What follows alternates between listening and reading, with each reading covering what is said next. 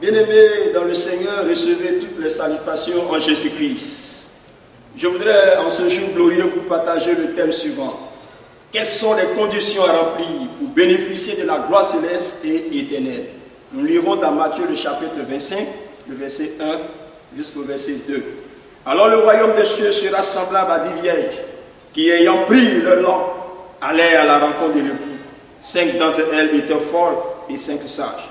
Les folles, en prenant leur lampe, ne prirent point d'huile avec elles. Mais les sages prirent avec leur lampe de l'huile dans des vases.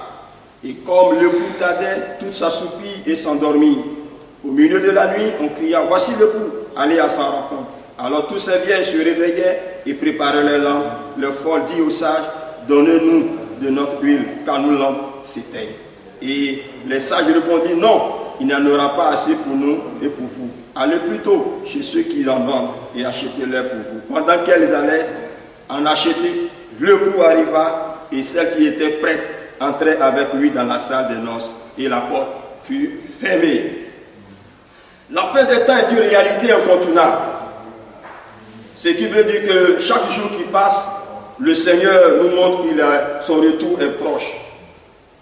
Alors, à travers donc cette lecture que nous venons de faire, il est question donc de 5 folles et 5 sages.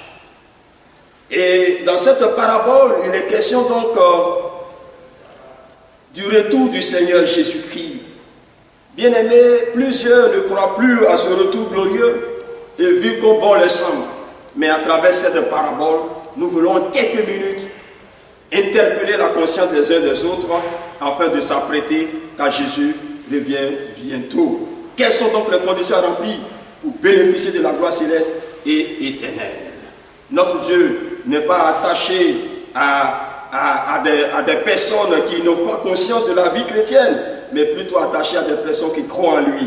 Alors donc, quelles sont les conditions ce matin? Et les conditions que nous devons savoir simplement, c'est avoir donc une vie qui glorifie le Seigneur.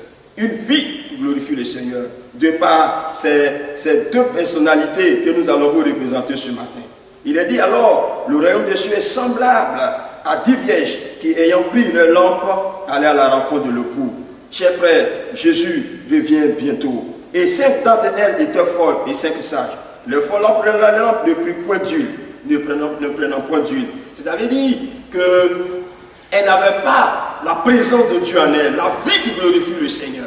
Et ce matin, je voudrais que, contrairement aux sages qui avaient la présence de Dieu dans leur vie, qui avaient une vie qui glorifie le Seigneur, ayez une vie conforme à la parole de Dieu, à la vie de Dieu, pour que quand le Seigneur reviendra, il puisse vous prendre, lui avec lui. Et ne pas être comme ces folles qui n'ont fait preuve de manque de sagesse, qui n'ont pas été prêtes, et le Seigneur est venu, la porte a été fermée. Que la porte ne se ferme pas sur toi en ces temps de crise, mais que la porte s'ouvre, afin que le Seigneur soit glorifié dans ta vie. Amen.